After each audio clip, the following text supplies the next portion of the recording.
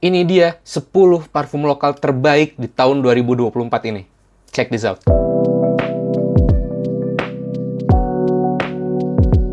Balik lagi sama gue Tommy di channel YouTube gue Perfumes and Characters. Karena gue lebih aktif di TikTok, jadi gue pengen ngajak kalian semua untuk follow TikTok gue, berinteraksi dengan gue. Konten-konten gue itu gue upload sehari sekali atau bahkan lebih. Dan jangan lupa di tahun 2025 nanti gue mau lebih serius, lebih sering lagi nge-upload di YouTube. Jadi subscribe di YouTube gue dan like konten-konten gue, serta komen kalau misalnya kalian setuju atau nggak setuju sama pernyataan gue di video. 2024 ini industri parfum lokal menggila.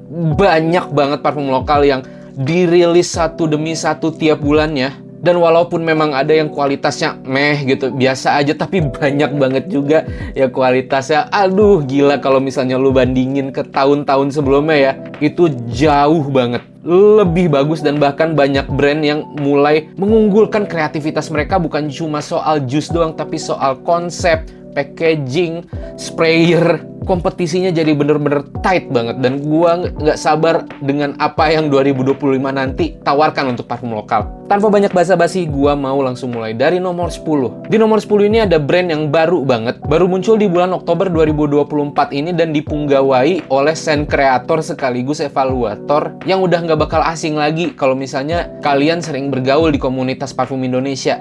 Nomor 10, Gayer dengan Antheia The Smilax Ornata.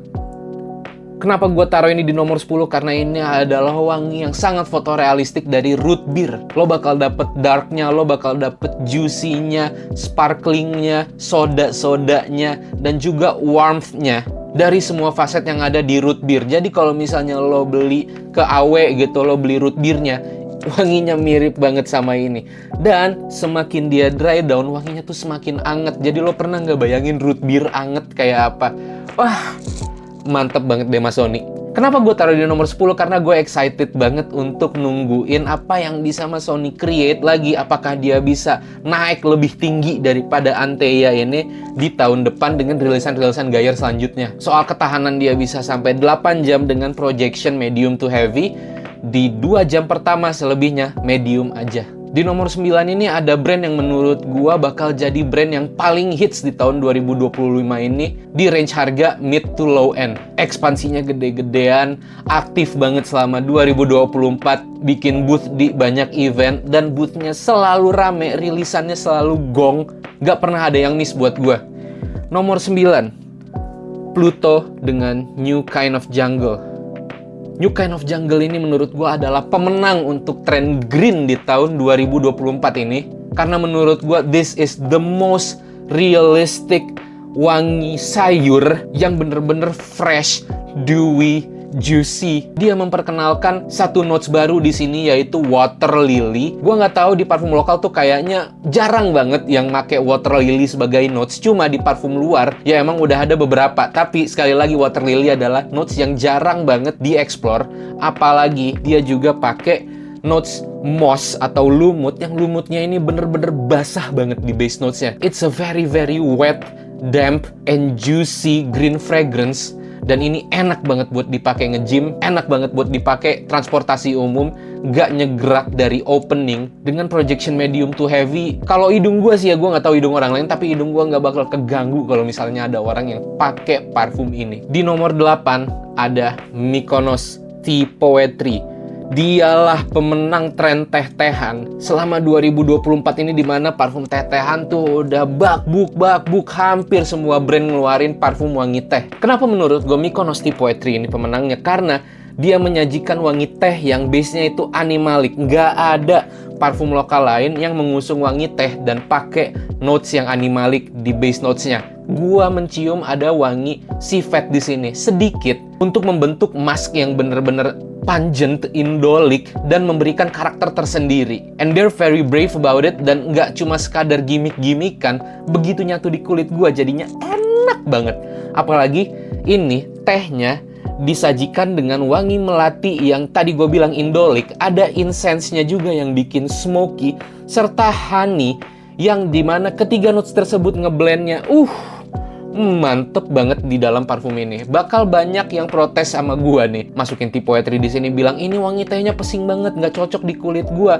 Tapi harus diakuin, this is a very brave tea scent, dan gua pengen mengapresiasi Mykonos yang telah bikin parfum seberani ini untuk brandingannya mereka yang sangat-sangat selalu bertumpu pada mass appealing fragrance tersebut. Nomor 8, Mykonos Tea Poetry. Selanjutnya di nomor 7 ada brand baru yang dibentuk oleh salah satu, atau mungkin gue bisa bilang satu-satunya ya, fragrance influencer terbesar di Indonesia. Siapa lagi kalau bukan Komik Indofrex, dan ini adalah Fraghead Hearing di nomor 7. Kenapa gue taruh ini di nomor 7? Bukan karena personal, karena gue juga kenal sama komiknya sendiri ya. Tapi gue taruh ini di nomor 7 karena, gue itu salah satu notes yang paling gue suka di parfum adalah grapefruit. Dan Fraghead Hearing ini berhasil membawa semua faset grapefruit ke dalam sebuah parfum, dimana top notesnya itu bakal ada wangi-wangi pink pepper yang seger, wangi kulit jeruk grapefruit. Begitu turun lo bakal nemuin wangi jasmine sambak juga, tapi ini tipis banget, cuma ngangkat wangi daging grapefruit itu menjadi lebih keluar, bener-bener gelap dari vetiver, tapi kegelapannya itu juga membentuk wangi dari bagian dalam kulit grapefruit yang bener-bener citrusy itu. Jadi lo akan menemukan kombinasi antara citrusy, woody, dan earthy di base notesnya. Dan ini bukan clone dari parfum apapun, cuma kalau misalnya gue bisa bilang arahnya kemana, kalau misalnya kalian pernah nyium Parfums de Marly Perseus, arahnya ke situ. Cuma sama Komik ini dibikin dark, dibikin mature, dan bener-bener interpreting grapefruit secara keseluruhan. Di nomor 6 ada Mars on Earth 432. Ini merupakan parfum racikan dari Kalina Mandala yang emang tangannya udah mahir banget kalau misalnya ngolah patchouli. And this is one of the best patchouli creations from her. Ini adalah patchouli yang dibumbui oleh white floral di atasnya, sehingga kesannya parfum ini adalah blendingan dari jasmine, tuberose, tea, and patchouli. Tapi di sini nggak ada wangi tehnya. Sebagian orang bakal nangkep wangi teh di dalam parfum ini, tapi di hidung gue ini bukan teh, lebih kayak gabungan white floral yang memang sangat calming gitu. Nah, kalau bisa gue bayangin gabungan wangi tersebut menciptakan sebuah wangi atmosferik di mana lo bakal langsung ditransport ke sebuah studio band, di mana studio bandnya itu bersih banget, dikarpetin dari atas sampai bawah, dan studio band ini dibersihin terus secara berkala sampai bener-bener nggak ada bau kaki orang di situ, nggak ada bau sikil, bener-bener a clean atmospheric studio ambience. And I think ini adalah interpretasi wangi yang jarang dieksplor sama parfum lokal sebelumnya. Di nomor 5 ada brand lokal yang bisa dibilang udah dedengkot lah ya. Mereka nih udah ada lama banget sebelum parfum lokal akhirnya gontok-gontokan, dan mereka selalu mengunggulkan kelebihan mereka, yaitu mereka nggak pernah ngedup. Mereka selalu punya original DNA, dan kali ini mereka beneran bawa original DNA yang menurut gue worth banget untuk kalian cek, dan worth banget untuk ada di posisi nomor 5. Yes, nomor 5 adalah Mind Perfumery dengan Vanilla Caviar. This is a very delicious vanilla fragrance yang bakal mengubah banyak persepsi orang-orang tentang vanilla, yang bakal bikin orang bakal suka dan tahu mana vanilla yang mahal, mana vanilla yang murah. Because the vanilla here is very ambery, it's very fotorealistic, dan begitu di-blend sama wangi pahit dari caviar, yang dimana wangi caviarnya ini di-recreate dengan raw material yang locally sourced, yaitu vetiver dari Garut. It's so delicious, it's so gourmandy, it's so unique, dan menurut gua sangat pantas untuk datang di posisi nomor 5 ini.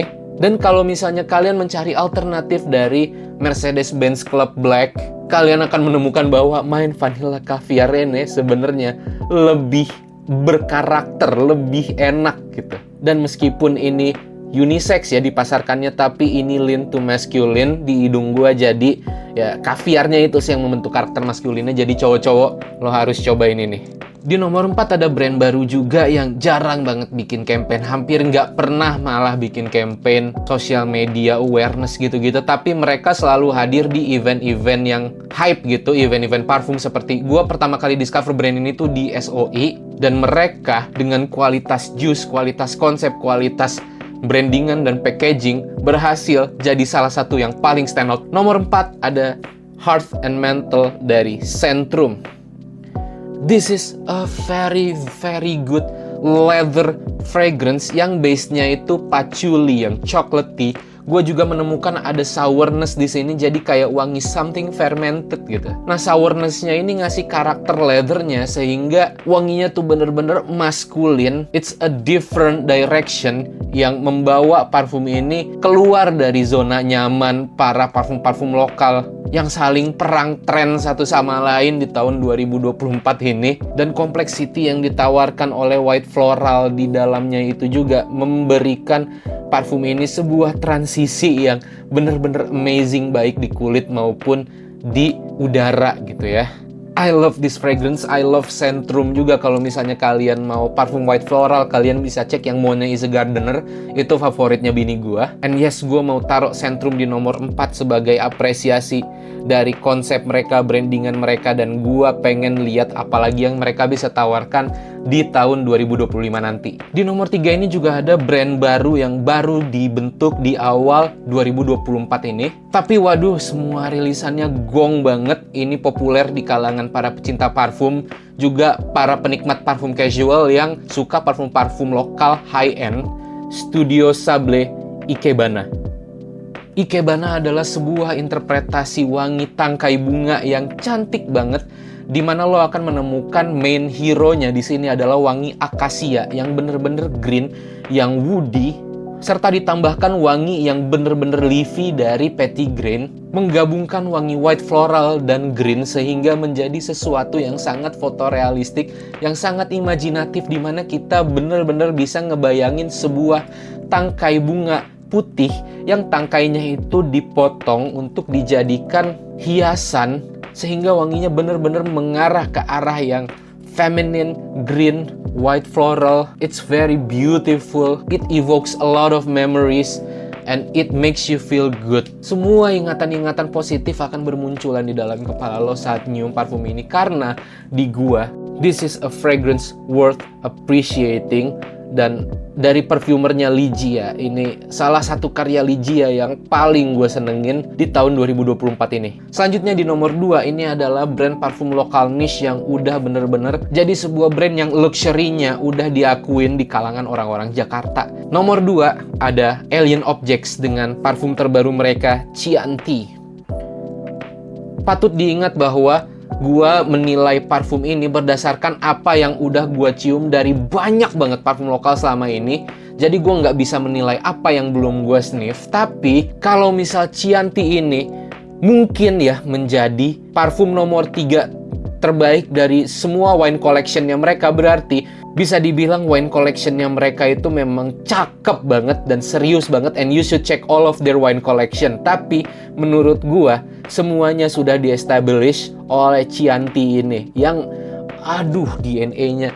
Imagine Italian wine, dimana Italian wine itu punya karakter yang fruity, floral di top notes-nya, serta tebel banget di bawahnya, karena tebelnya itu dibentuk dari gabungan antara oud yang bulat, woody, lapuk, serta iris yang buttery, powdery, sehingga ketika semuanya digabungkan, wangi wine-nya itu jadi bener-bener nyata. Apalagi di sini fruity floralnya itu dibentuk dari Osmanthus absolute, di mana lo bakal mendapatkan faset white floral dan juga fruity-nya itu apricot banget gitu. Di hidung sebagian orang ini bakal jadi a feminine fragrance, tapi di hidung gue this is very unisex. Dan cowok pakai ini, wah ganteng banget, cheat code banget deh pokoknya. Kalau misalnya dipakai untuk ngedate, misalnya dipakai untuk ballroom event, bermewah-mewahan, misalnya lu mau masquerade party gitu kan. Longevity bisa sampai 12 jam di kulit gua dengan projection medium to heavy di 5 jam pertama, selebihnya medium-medium aja, tapi tetap dari atas sampai bawah bulet banget ini parfum. Di nomor 1 tidak lain dan tidak bukan ada Amayadori dari Hauser. Nggak bisa bohong, this is the best fragrance in 2024 dengan wangi petrichornya yang begitu realistis. This is the best interpretation of petrichor. Sehingga kalau misalnya parfum-parfum lain atau apalagi lokal, kalau misalnya mereka ngaku-ngaku gua bisa bikin wangi petrichor, gua bisa bikin wangi hujan, nggak bakal bisa sampai senyata dan sefotorealistik ini. Kalah semua, kesikat semua. Awalnya memang akan ada bergamot yang pahit dan seger, tapi begitu settle down, 5 menit aja lo bakal langsung dapetin wangi hujan, wangi tanah, aspal yang kena air hujan itu, sehingga dia jadi smoky, dia jadi moldy. It's going to evoke a lot of good memories, a lot of bad ones also. Seperti layaknya hujan yang memang membangkitkan ingatan-ingatan tertentu gitu kan. Ini meskipun EDT gitu ya konsentrasinya, tapi bisa tahan lama sampai di kulit gua tuh seharian 24 jam. It's so good. Dan ini yang layak untuk jadi nomor 1 di tahun 2024 ini. Nah, kalau menurut kalian 10 parfum terbaik, parfum lokal yang menurut kalian layak untuk dipromosikan di tahun 2024 ini, yang bikin tahun 2024 ini berwarna, apa sih dari kalian? Coba ya, klik di kolom komentar, ketik aja apa rekomendasi kalian, dan gue pengen lihat kesan-kesan kalian soal parfum tersebut, oke? Itu aja untuk tahun 2024 ini. Sampai jumpa di tahun 2025. Jangan lupa subscribe di YouTube gue, like video ini, dan jangan lupa juga follow gue di Instagram dan TikTok gue, karena gue bakal sangat aktif di TikTok terus-terusan. Sampai jumpa di tahun 2025 dan see you.